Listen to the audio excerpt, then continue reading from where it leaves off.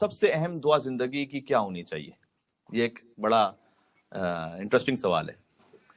ایک بزرگ عالم دین تھے، وہ پہنچے مشہد مقدس میں مولا کے حرم میں، تو انہوں نے دیکھا کہ 3 بہت اور ان سے بھی بزرگ علماء کرام تشریف فرما ہیں مختلف جگہوں پر اور اپنے ذکر و عبادت میں مصروف ہیں. ان میں سے ایک آیت اللہ مروارید تھے، ایک بیٹا آپ اطمینان سے بیٹھ جائیے گا، ٹھیک ہے، ایک مل کے صلوات بھیجیے گا محمد اور آل محمد پر، اللہم صلی علی محمد و آل محمد.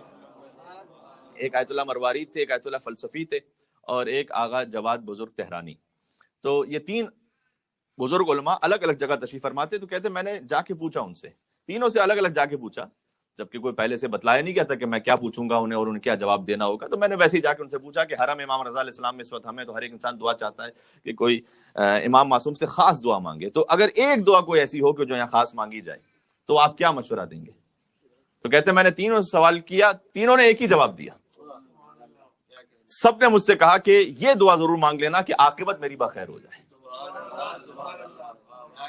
اختتام میرا خیر کے ساتھ ہو جائے.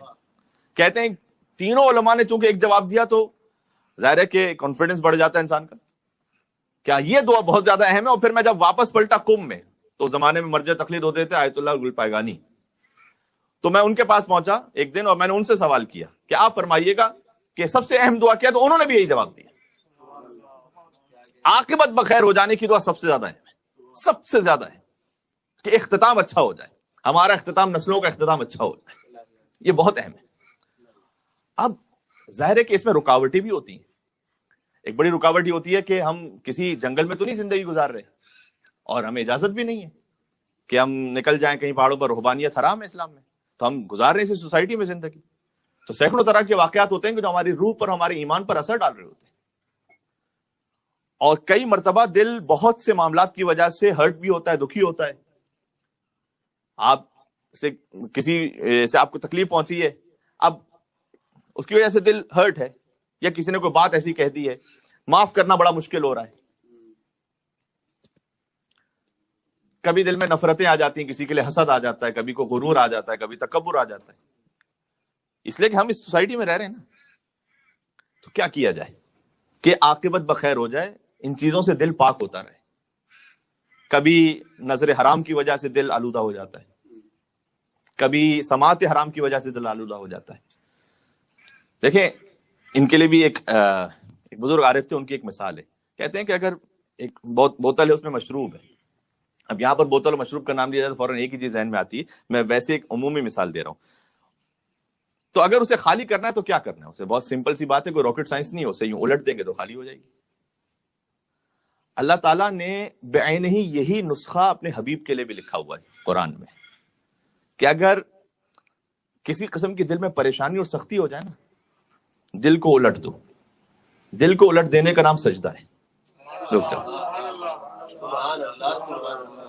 بات پہنچ رہی. میں تھوڑا سا اس کی وضاحت کرتا ہوں. ایک مل کے صلوات بھیجے محمد اور آل محمد. اللہم صلی علی محمد و آل محمد.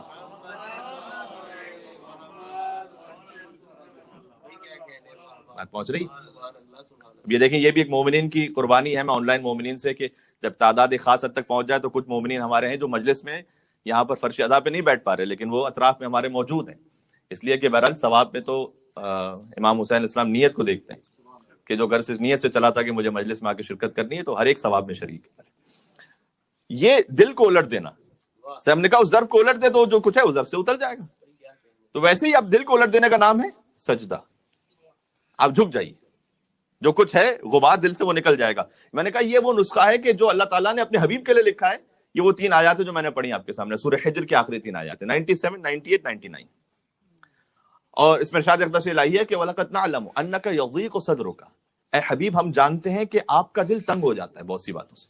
اب ظاہر ہے وہاں تو کوئی حرام یا گناہ کا تصور نہیں ہے، وہاں تو یہ کہ کسی نے کوئی حضور تو شب جمعہ کی مجلس میں عرض کر چکا ہوں، ان کے لیے حریص علیکم بالمؤمنین رؤوف الرحیم کا لفظ استعمال ہوا ہے، یعنی وہ مومنین کی اصلاح اور خیر کے لیے حریص ہیں، اتنا وہ خیر چاہتے ہیں، ان کے لیے یہ لفظ استعمال ہوا قرآن. اور یہ بھی اللہ تعالیٰ نے قرآن کریم میں کہا کہ تمہاری تکلیف سے وہ زحمت میں اور تکلیف میں مبتلا ہوتے ہیں، تمہاری تکلیف کا وہ احساس کرتے ہیں.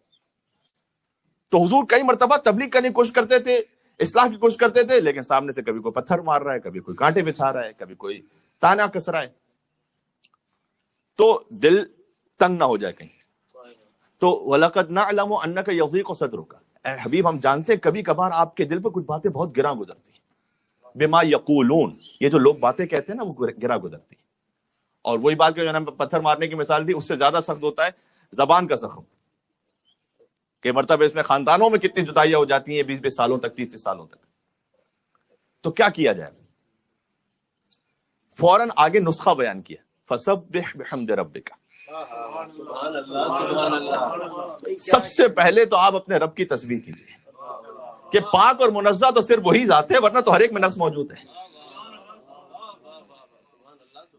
یعنی اگر کسی سے یہ ایکسپیکٹیشن ہے کہ نہیں ہمیں تو سے وہ معصوم والی ایکسپیکٹیشن ہے، وہ ایکسپیکٹیشن ہی غلط تھی. وہ تو فسبح بحمد ربک، سب سے پہلے تو کہیں پاک تو اسی کی ذات ہے، مجھ میں بھی نقص ہے اور ہر ایک میں نقص ہے. اور کروں کیا؟ وہ جو دل کو الٹ دینے والی بات ہے، فسبح بحمد ربک وکن من الساجدین، پھر آپ سجدہ کر لیجئے. یہ کوئی خاص مطلب کو پہنچا رہا ہے کہ اگر آپ کا دل کسی بارے میں تنگ ہے یا کسی مشکل میں ہے، آپ سجدہ کیجئے رب کی بارگاہ میں. تو سجدے میں مولانا صاحب میں کیا کہوں اپنے رب سے؟ یہی کہہ دو کہ میرا دل بڑا پریشان ہے اور تنگ ہے. اور اگر کچھ بھی نہیں کہنا آ رہا تو پھر یہی کہہ دو کہ پروردگار مجھے تو کہنے بھی نہیں آ رہا کچھ. یہی سجدے میں کہہ دو کہ پروردگار میں سجدے میں جھک تو گیا ہوں لیکن مجھے تو کہنا بھی نہیں آ رہا کہ کیا کہنا چاہیے.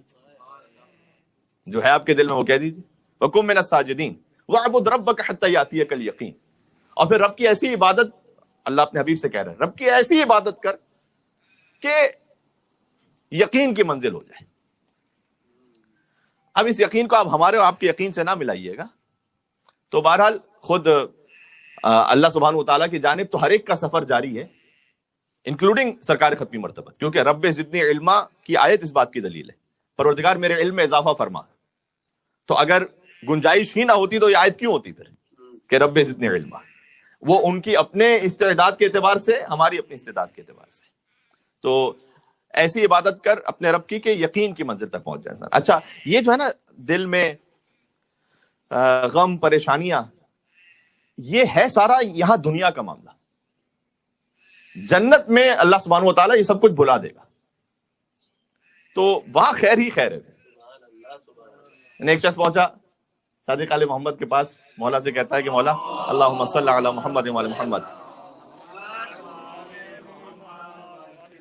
ایک شخص سے کہا کہ جب تم جنت میں جاؤ گے تو اللہ ہر قسم کے غم، تکلیف، پریشانی بھلا دے گا. تو اس نے مولا سے پوچھا، روایت نقل بالمعنی ہے، مفہوم یہ، تو مولا سے پوچھا کہ مولا اگر زندگی کسی کی 50 سال 60 سال کسی کے دل میں ایک بات رہی ہے یا کوئی غم میں وہ رہا ہے تو کیسے اللہ اس کے دل سے نکال دے گا؟ یہ کیسے ممکن ہے کہ وہ بھول جائے اس غم کو، ساری پریشانیوں کو بھول جائے، زندگی کی سب کچھ جو اسٹرگلز ہیں، جو کچھ مشکلات، سب اس کے دل سے نکل جائے، سکون اطمینان میں آ جائے؟ یہ کیسے ممکن ہے کہ اللہ بھلا دے؟ امام نے اس کی جانب دیکھا، کہ تیرا نام کیا ہے؟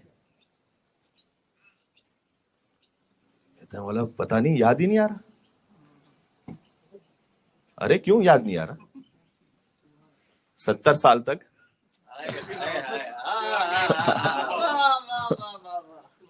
امام نے سے پوچھا تیرا نام کیا ہے؟ کہا پتہ نہیں مولا، یاد ہی نہیں آ رہا. میرے بیوی بچے مجھے کس نام سے بلاتے ہیں، میرے والدین، میرے دوست مجھے کس نام سے بلاتے ہیں، میرا نام کیا ہے پتہ نہیں، یاد نہیں آ رہا. امام نے کہا یاد کر، تیرا نام ہے. تو نام تو سب سے بیسک بات، سب کو یاد ہوتا ہے.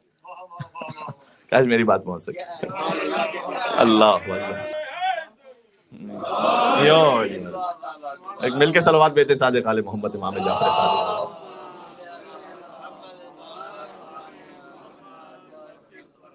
پہنچ رہی؟ امام نے کہا بس ایسے ہی اللہ تجھے ہر چیز بلا دے گا. کہا بولا بس مجھے یقین ہو گیا، میں ہلکان ہو رہا ہوں، مجھے نام تو میرا واپس یاد دلا دیجیے.